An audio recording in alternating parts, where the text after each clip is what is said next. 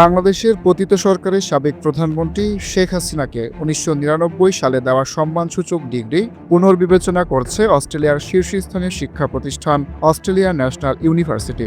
বিশ্ববিদ্যালয় কর্তৃপক্ষ জানিয়েছে তারা বর্তমানে সম্মানসূচক ডিগ্রি বাতিল সংক্রান্ত নীতিমালা পর্যালোচনা করছে, তবে এ বিষয়ে এখনই কোনো সিদ্ধান্ত নেওয়া হবে না বলে জানিয়েছেন তারা।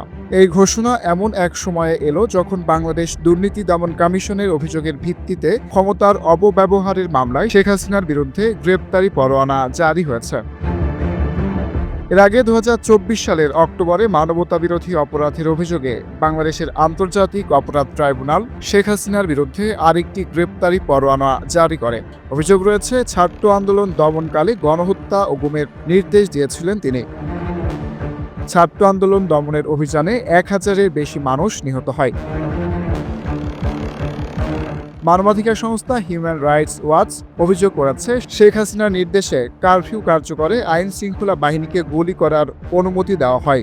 হিউম্যান রাইটস ওয়াচের এশিয়া অঞ্চলের উপপরিচালক মীনাক্ষী গাঙ্গুলি তখন বলেছিলেন, ছাত্র ও সাধারণ বিক্ষোভকারীদের ওপর নৃশংসতা বন্ধ করতে শেখ হাসিনার ওপর আন্তর্জাতিক চাপ প্রয়োগ করতে হবে।